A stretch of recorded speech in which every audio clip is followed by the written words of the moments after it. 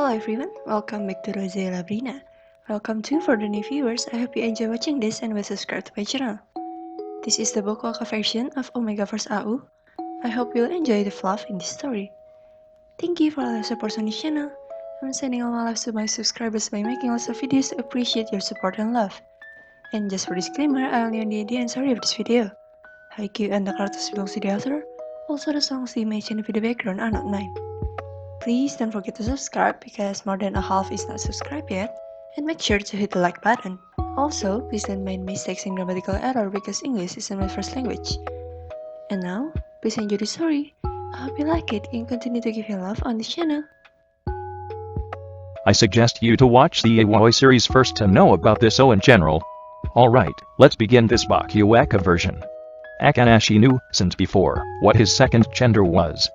It's because mostly people in Tokyo did a checkup to identify their second gender, unlike the people in Miyagi, who rarely did this. And he was identified as an Omega.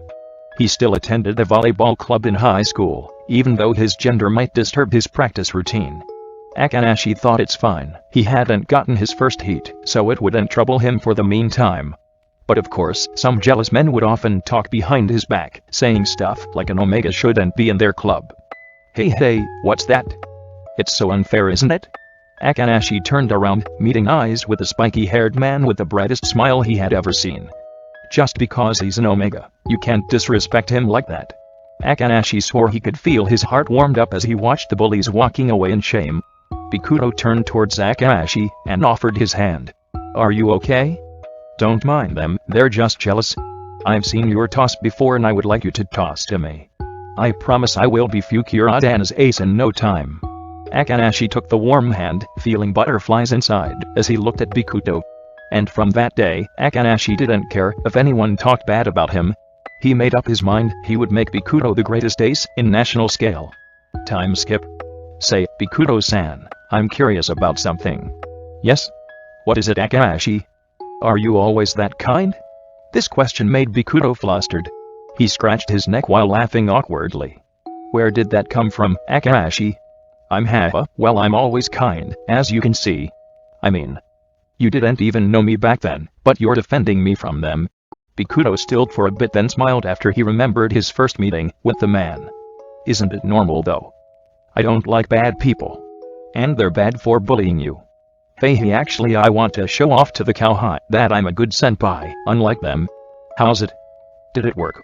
Yes, and thank you so much for your help back then, Bokuto-san. You can always count on me. It's also the ace job, to take care of my members. Akaashi chuckled and patted Bokuto's hair with tenderness. Then, I'll be in your care, ace. Akaashi walked away and went back to practice. Meanwhile, Bokuto stood still with reddened face, his hand reaching the place Akaashi touched him just now. What is this? Why does my heart beating so fast? Time skip. Say, Akaashi, you're an Omega, right? Akaashi stopped and turned towards the man confusedly. Does it bother you, Konoha-sen? Wait, no offense, I'm just curious, that's all. Yes, I believe if the test is accurate I will present as an Omega. Konoha scratched his neck and glanced between the man and Bokuto alternatively. You're close with Bokuto, right? Didn't you feel intimidated sometimes? Akaashi pondered for a bit, glancing at the spiky-haired man, who was still focusing on smashing the ball across the net. He already thought about this before, sometimes an alpha could be quite pressuring, and gave out an arrogant vibes. But it's different from Bokuto, he's always cheerful, and behaved like a child. In fact, he never felt that comfortable before with anyone. Or perhaps you're interested in him, whoa. Hey. What are you talking about? Bokuto suddenly cut in, and hung his hand around Konoha. Akaashi was a bit surprised, as he's sure that just now Bokuto was still on the other side of the court. Nothing, Bokuto-san, we're just talking about our new strategy. Let's go back to practice. Konoha eyed the two men who were talking side to side. He raised his eyebrows as he watched the distance between the men. I thought it wasn't Bokuto, he suddenly feels so big, scary. Meanwhile, Akaashi continued practice, while thinking of Konoha's words. Was he interested in Bokuto? Is it his inner Omega acting up because he found an alpha? He never thought of that before, because he thought their relationship was quite normal. They're spending times together more often nowadays, especially when he's appointed as the vice captain and Bokuto as the captain.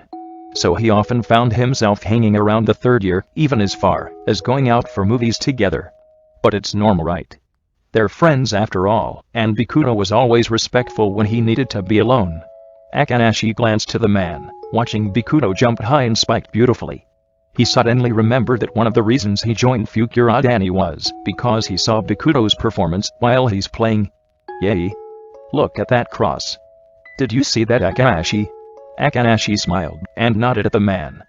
Bokuto didn't change at all ever since he met him. He's still a ball of sunshine but wise when he needed to be. Oh, that reminded Akaashi at the time Bokuto was chosen as the captain. Bokuto showed the side no one expected. That was the most serious face he had for as long as Akaashi knew him. To be honest, that's quite hot. What am I thinking? Akaashi? What's wrong? Your face is very red, are you sick? Bokuto walked closer towards the man, checking him with concerned eyes. It's nothing, Bokuto-san, I'm just thinking about something. Akaashi walked away and hid his face. He just realized one thing, he's very whipped for the man. Time skip. Yashaya. I made another nice cross. Bokuto proudly smiled as he landed a very sharp cross. He didn't know why, but lately he felt overflowed with energy. Is this my reawakening? Maybe I'm hiding my power all this time. He grinned and walked towards Akaashi. Did you see that? Did you see? Akaashi didn't hear him as he's busy talking with the other teammate. Bokuto sulked. He eyed his member, and for the first time he felt agitated. His stare made the man shuddered and quickly ended his talk with Akaashi. Oh, Bokuto-san, did you call me just now? Oh, never mind, haha. Hey Akaashi, can you accompany me to this new fast food place? Bokuto realized he used various reasons to make Akaashi spend more times with him. But you have to retake your math exams, Bokuto-san, remember? Hey, that's right. Bokuto pouted, looking like a sad owl.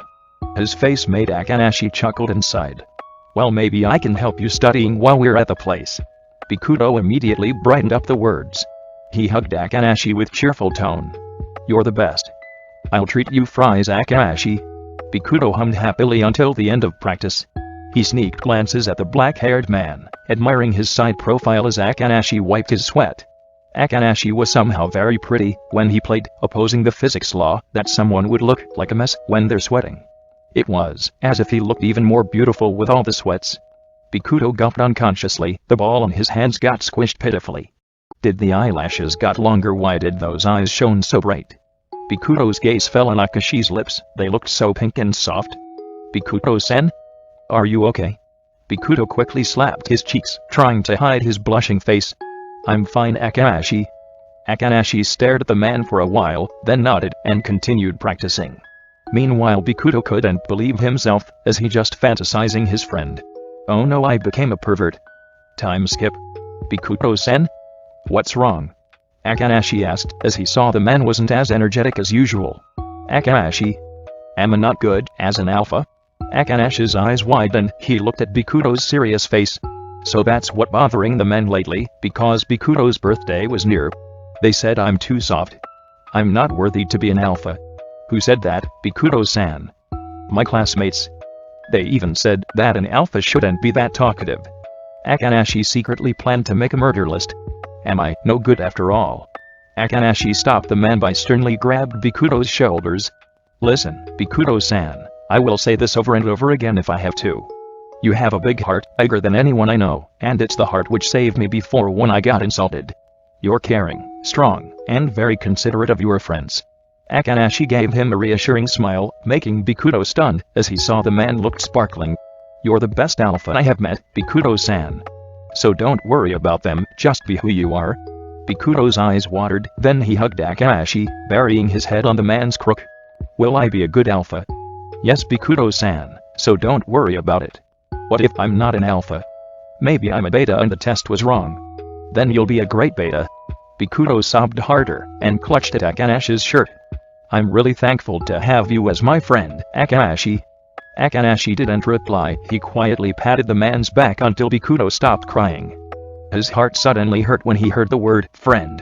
You're welcome, that's what friends do, right? Time skip. Akaashi looked around, trying to find a certain spiky-haired man. Strange, Bokuto usually wasn't the type to ditch, or being late for practice. he asked one of the players, who said that he saw Bokuto was in the infirmary. The thought of the man getting sick made Akaashi worried as he quickly dashed to the infirmary. Bokuto-san. Akaashi went in, searching for the man. Akaashi. Bokuto's voice sounded rough, like he had a sore throat. Akaashi immediately went to the man, who was laying down on the bed. "Are you okay, Bokuto-san? Are you sick?" Bokuto didn't reply. Instead, he hid himself under the blanket, showing his back to Akaashi. "Why are you here? I already tell the coach that I'm not going to the practice." Akaashi knitted his eyebrows and touched Bokuto's forehead. "You're not warm, so you don't have a fever. What happened to you, Bokuto-san?" Akaashi. "Please leave." Bokuto-san? I said. "Leave, please." Bokuto's tone sounded more commanding. He became more aggressive. Akaashi widened his eyes in realization. Bokuto was getting his second gender, an alpha. "Bokuto-san, it's fine. Your body is just changing a bit." "No, Akaashi. You don't get it. I'm weird. Suddenly I'm being aggressive and agitated for no reason. Especially when you came and smelled like other members. I really hate it." "Please, Akaashi, I don't want you to hate me. Leave me, please." Akaashi blinked, processing what Bokuto said just now. Did the man just say that he hated when Akaashi smelled like others?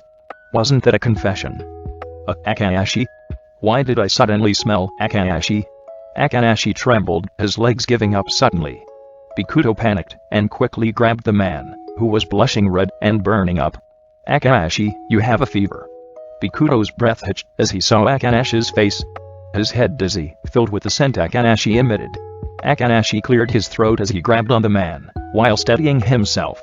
He almost couldn't think straight, but he could kind of figure out what's happening right now. "Bokuto-san. I can't believe it. We are." Akaashi cried, hugging the man, who was still frozen and didn't dare to move. Bokuto tried hard to restrain himself from jumping the man. Akaashi's scent smelled crazily delicious. "Akaashi, your heat didn't supposed to happen. Until you're 17, right?" Yes. But there's some cases when an alpha triggered an omega's heat. It was when the alpha and the omega were a fated pair. Which means Bokuto and Akaashi was destined as the rare fated pair. They said it's very hard to find your fated one, although it's not a must to bond with them. But when you met your fated one, your body would automatically attracted to that person, even though you're already bonded. "We're a fated pair, Bokuto-san."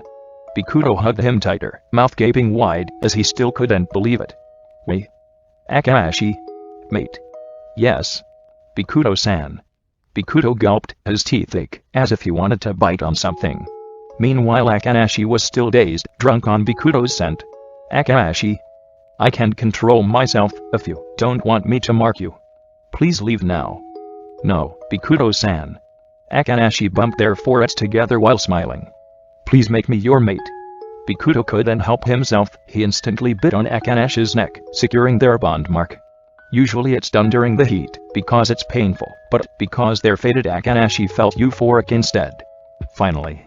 Bokuto sighed in relief, then wiped the tears on Akaashi's cheeks. "Thank you for being my mate."